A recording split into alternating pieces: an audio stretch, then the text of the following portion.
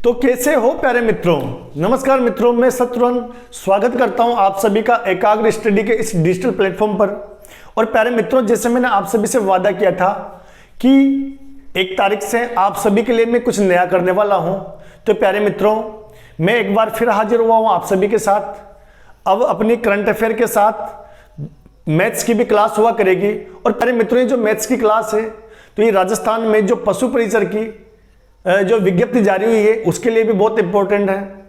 हमारे DSSB में जो TGT हैं उसके जो फर्स्ट पार्ट हैं उसमें भी बेसिक मैथ आती है, जो उस लेवल के अकॉर्डिंग अब उसको टच करते हुए चलेंगे। इसके अलावा हमारे CG टेट में मैथ्स वाले बच्चे हैं जो, इसके अलावा हमारे रेलवे रिक्रूटमेंट बोर्ड ने भी जो वैकेंसियां निकाली हैं, इसके अलावा जो अपकमिंग वैकेंसियां आनी है जैसे NTPC की भी आने वाली हैं, ग्रुप D की भी आने वाली हैं, तो इन सभी के लिए बहुत इंपॉर्टेंट क्लास होने वाली है।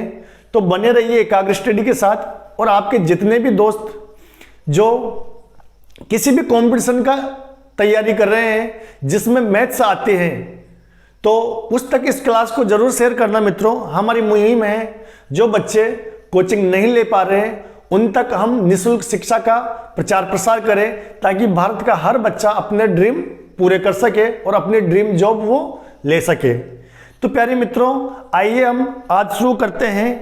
तो आज का जो हमारा टॉपिक होगा मैथ्स का बच्चों, वो होगा आपका संख्या पद्धति, जो सभी कॉम्पिटिटिव एग्जाम में आता है और ये उनका पहला चैप्टर होता है संख्या पद्धति। तो संख्या पद्धति की हम आज बात करने वाले हैं मित्रों, जिसको हम बोलते हैं नंबर सिस्टम, जिसको हम बोलते हैं इंग्लिश में नंबर सिस्टम। अब देखिए मित्रों, सबसे पहली बात आती है कि ये संख्याएं क्या होती हैं, कैसे आई, कैसे इनका प्रचलन हुआ, अगर ये नहीं आती तो फिर क्या होता। तो प्यारे मित्रों आपको पता है कि जब करेंसी का प्रचलन नहीं था तो उस टाइम पे वस्तु विनिमय होता था। अब वस्तु विनिमय में ये समस्या थी मित्रों कि जैसे मान लो हमें 5 किलो राशन लेके आना है। अब 5 किलो राशन लेने आने के लिए हमें क्या करना पड़ेगा, उतनी ही मात्रा में उनको कुछ ना कुछ वस्तु देनी पड़ेगी। अब कुछ ना कुछ वस्तु देनी पड़ेगी मित्रों, तो इतनी भारी भरकम वस्तु हम लेके जाएंगे तो परेशान नहीं हो जाएंगे। तो इस समस्या को सॉल्व करने के लिए किसी के दिमाग में आया होगा कि क्यों ना ऐसी कोई चीज बनाई जाए कि जिससे क्या हो कि ये चीजें थोड़ी आसान हो जाए और इतनी जो भारी भरकम मेहनत करनी पड़ रही है उससे निजात पाया जाए। तो ये जो संख्या है वो किसी की जो सोच है मित्रों उसकी उपज है। तो उसने क्या किया होगा कि स्टार्टिंग में कुछ संख्याओं के बारे में सोचा होगा, फिर दूसरे लोगों के बारे को उसके बारे में बताया होगा, धीरे धीरे वो संख्या क्या हुई, प्रचलित हुई, प्रसिद्धि मिली उनको और वो सर्वमान्य हो गई। इस प्रकार संख्याओं का प्रचलन हुआ होगा मित्रों। तो अब हम बात करें तो सबसे पहले जो बेसिक अंक आते हैं मित्रों, वो हमारे बेसिक अंक होते हैं 10, जिनको हम बोलते हैं मूल अंक। तो मित्रों ये मूल अंक कौन कौन से हैं? टोटल जो मूल अंक है मित्रों वो होते हैं 10। और ये कहां से स्टार्ट होते हैं मित्रों ये होते हैं आपके 0, 1, 2, 3, 4, 5, 6, 7, 8, 9। तो मित्रों 0 से लेके 9 तक ये टोटल जो आपके बेसिक अंक हैं वो कितने हैं, आपके बेसिक डिजिट जिनको बोले या अपन बोल सकते हैं मूल अंक। तो प्यारे मित्रों ये जो होते हैं वो होते हैं 10। ठीक है, अब हम बात करते हैं संख्याओं की। इन्हीं बेसिक अंकों से, इन्हीं मूल अंकों से मित्रों दुनिया की जितने भी संख्याएं हैं वो सभी संख्याएं किन से बनी हुई हैं, इन्हीं से बनी हुई हैं। और इसी क्रम में मित्रों हमारी पहली संख्या आती है, वो आती हैं प्राकृत संख्याएं। क्या आती है मित्रों? प्राकृत संख्याएं। फिर उसके बाद आती है आपकी पूर्ण संख्याएं, फिर आती है पूर्णांक, फिर आगे हम और भी बहुत सारी संख्याओं के बारे में डिस्कस करेंगे मित्रों। अब सबसे बड़ी चीज मैं 2 चीजें आपको बताना चाहूंगा यहाँ पे कि ये जो मूल अंक आए इनसे संख्या बनी कैसे। तो प्यारे मित्रों इससे संख्या इस प्रकार बनी, जैसे मान लो ये जो अंक हैं ये सभी सिंगल डिजिट है, सब यानी एक एक अंक है मित्रों। तो इन एक एक अंकों से दो अंकों की संख्या बनी, तो बनी कैसे? तो प्यारे मित्रों हम जानते हैं कोई भी दो अंकों की संख्या होती है, कोई भी दो अंकों की संख्या होती है मित्रों, जैसे मान लो अपन ने मान लिए 10 मान लिए, ठीक है मित्रों। दो अंकों की संख्या कहां से कहां तक चलती है अपनी? 10 से लेके 99 तक, यानी 99 तक। तो प्यारे मित्रों यहां पे दो अंक हैं, कौन कौन सा? जो पहला अंक है इसको बोलते हैं हम इकाई अंक। क्या बोलते हैं मित्रों? इकाई अंक। दूसरा जो अंक होता है हमारा वो होता है मित्रों दहाई अंक, ठीक है मित्रों। सेम यहां भी हो जाएगा अपना इकाई अंक, और ये हो जाएगा मित्रों दहाई अंक, ठीक है मित्रों।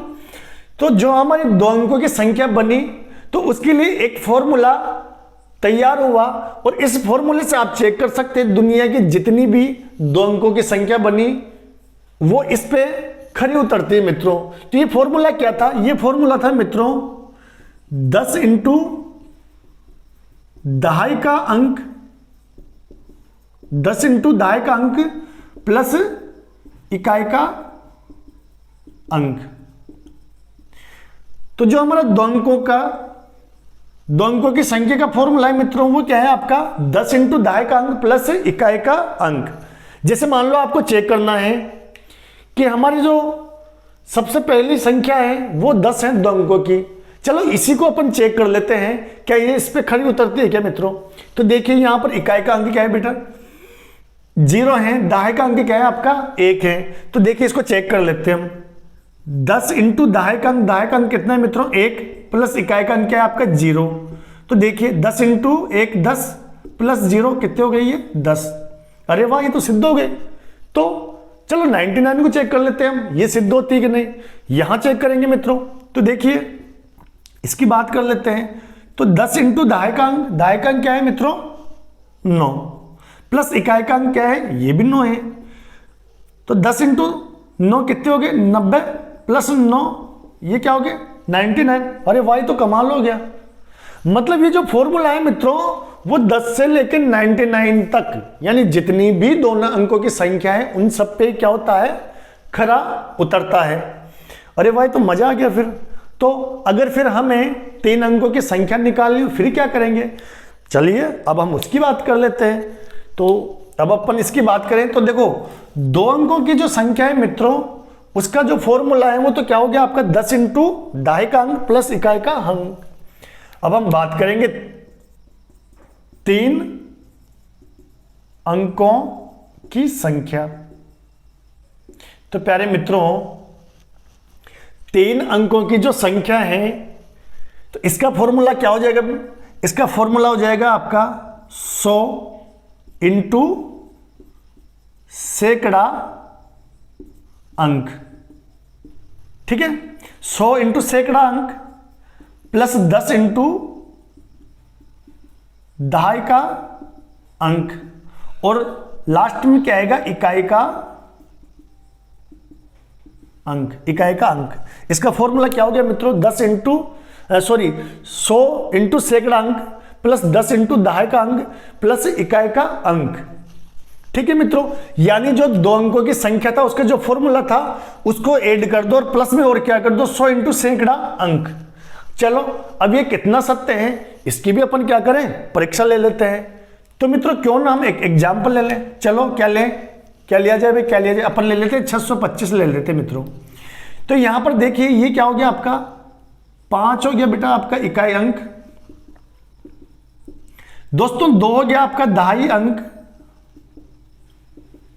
और ये 6 क्या हो गया आपका? सैकड़ा अंक। मान रख के देखें। चलिए फिर आइए। तो 100 इंटू सैकड़ा अंक आपका क्या है? 6 है। 10 इंटू दहाई का अंक क्या है आपका? 2 है। और इकाई का अंक क्या है आपका? 5।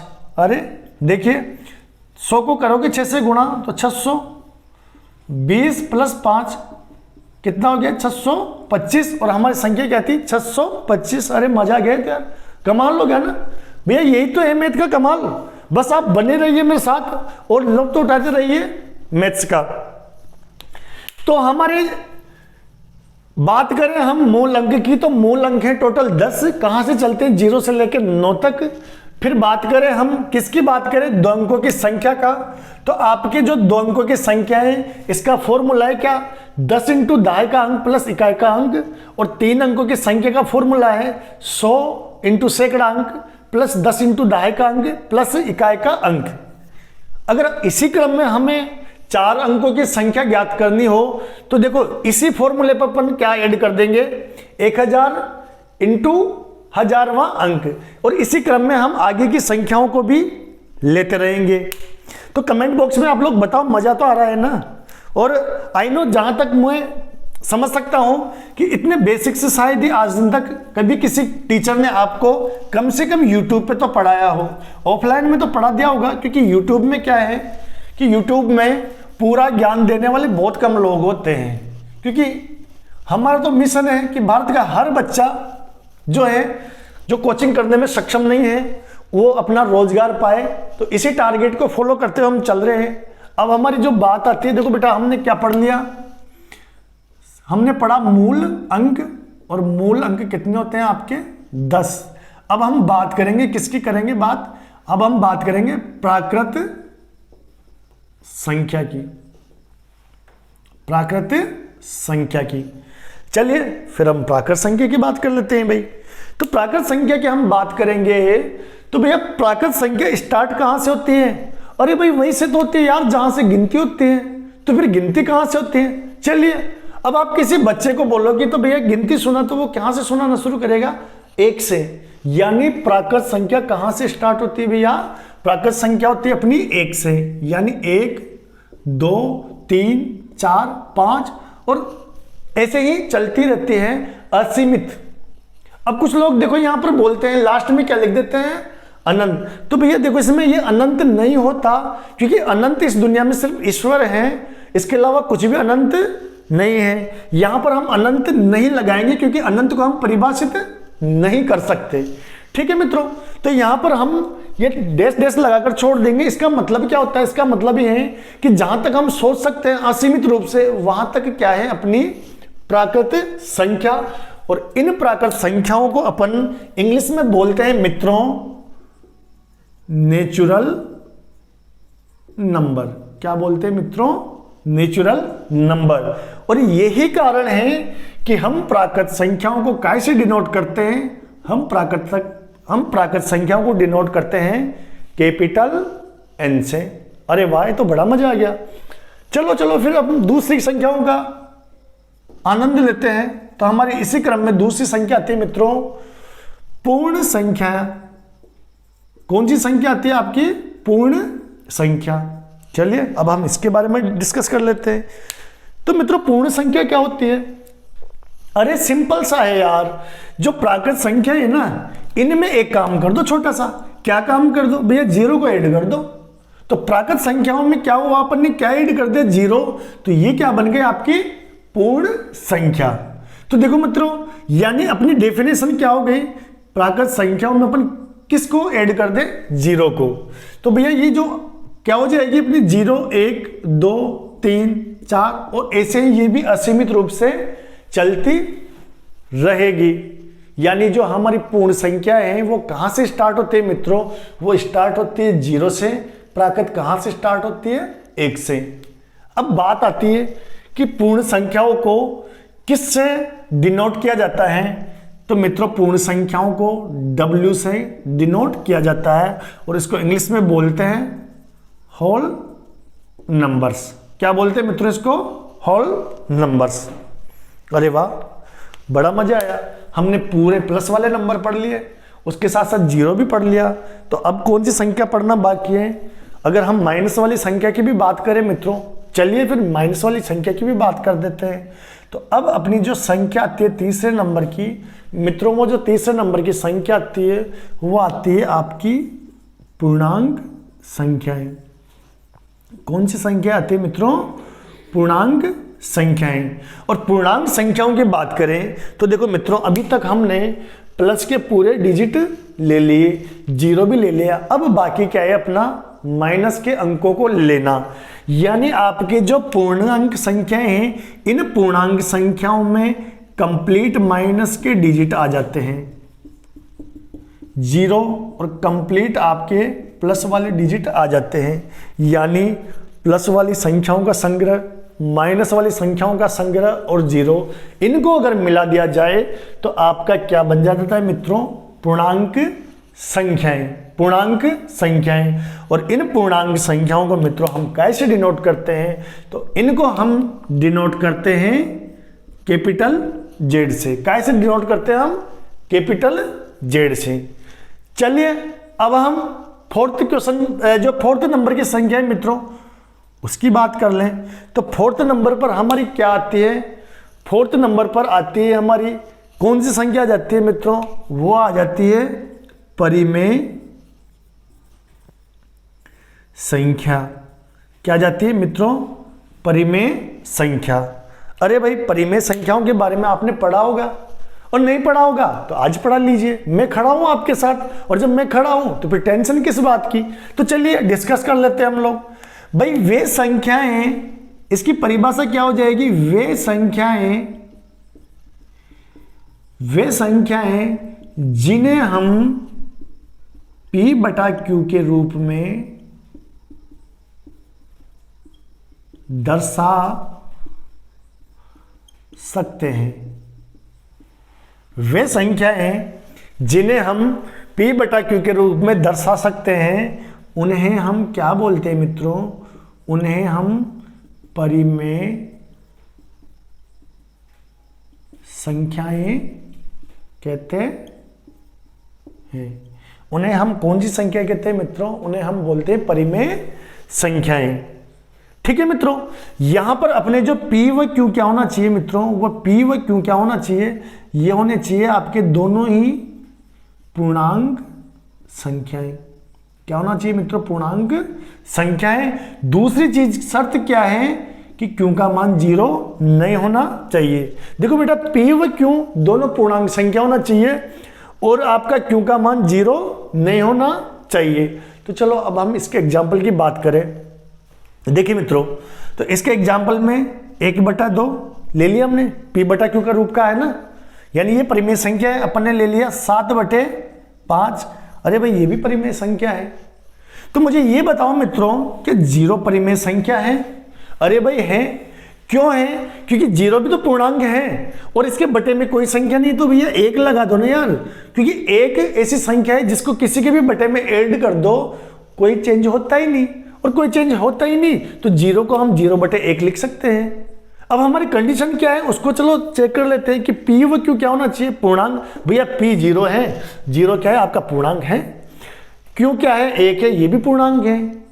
तो अपनी शर्त तो है ना Q का मान 0 नहीं होनी चाहिए। तो मित्रों कहां हो रही Q का मान 0, ये जो 0 है ये तो P का मान है, Q का मान तो 0 है ही नहीं।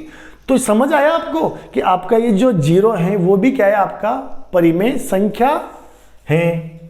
चलो यार अगर ये माइनस की 11/15 कर दिया जाए, अरे भैया ये भी तो आपकी परिमेय संख्या है। ठीक है, अगर हम बात करें किसकी, रूट की 16 की बात करें, तो मित्रों रूट के 16 का मान क्या होता है, इसका मान होता है +- 4। ये भी आपकी परिमेय संख्या है। अब आप लोग बोलोगे इस पर तो रूट लगा हुआ है ना। मित्रों जो पूर्ण वर्ग संख्याएं होती है ना, वो चाहे रूट में हो या बिना रूट के, ये संख्याएं हमेशा कैसी होती है मित्रों, परिमेय संख्याएं। तो आया आपको जबरदस्त मजा। तो इस बात पे लाइक तो बनता है यार मित्रों, कि अगर आपको सच्ची में अगर ये वीडियो बहुत पसंद आई हो, ये क्लास पसंद आई हो, तो आप इसको लाइक करने के लिए और मुझे सपोर्ट करने के लिए लाइक जरूर करना वीडियो को, और अपने जितने भी भाई बहन मित्र सखा जो भी हैं जो तैयारी कर रहे हैं उन तक जरूर शेयर करना। चलो अब अपन ने 4 संख्या पढ़ ली, तो यार अब इनका कुछ तुलनात्मक अध्ययन भी कर लिया जाए। चलिए तो फिर कर लेते हैं इनका तुलनात्मक अध्ययन। तो तुलनात्मक अध्ययन किया जाए मित्रों, तो आपकी प्राकृत संख्या 1 से स्टार्ट होती है और पूर्णांक संख्या कहां से होती है, 0 से स्टार्ट होती है। यानी हम क्या कह सकते हैं, हम ये कह सकते हैं मित्रों कि सभी की सभी प्राकृत संख्याएं आपकी पूर्ण संख्या होती है। सभी की सभी प्राकृत संख्या आपकी पूर्ण संख्याएं होती हैं। लेकिन इसका उल्टा हमेशा सत्य हो ये जरूरी नहीं है, क्यों नहीं है? क्योंकि आपका 0 पूर्ण संख्या है, लेकिन मित्रों प्राकृत संख्या नहीं है ये। फिर आगे और चलते हैं तो आपके अपन आगे और बात करें तो सभी की सभी पूर्ण संख्याएं पूर्णांक हैं। क्यों? देखो ये 0 से स्टार्ट होती है, ये लो, ये सभी की सभी आपके पूर्ण संख्याएं किस में आ रही है? पूर्णांक में। लेकिन सभी पूर्णांक संख्याएं पूर्ण नहीं होती। क्यों नहीं होती मित्रों? क्योंकि जो ये माइनस वाले नंबर है ना, ये आपके पूर्ण संख्याओं में नहीं होते। ठीक इसी प्रकार पूर्णांक संख्याएं होती है ना, वो सभी पूर्णांक संख्याएं क्या होती है मित्रों? परिमेय संख्या होती है। लेकिन सभी परिमेय पूर्णांक नहीं होते। क्यों नहीं होते? जैसे मान लो ये आपके हैं बटे वाली संख्याएं मित्रों, तो ये आपके पूर्णांक में नहीं आती।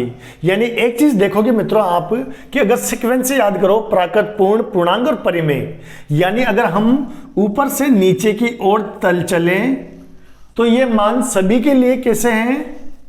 ऑलवेज क्या है? ये ट्रू है, हमेशा क्या है? ये सत्य है। लेकिन अगर हम नीचे से ऊपर की ओर चले तो हमेशा सत्य नहीं होगा रे बाबा।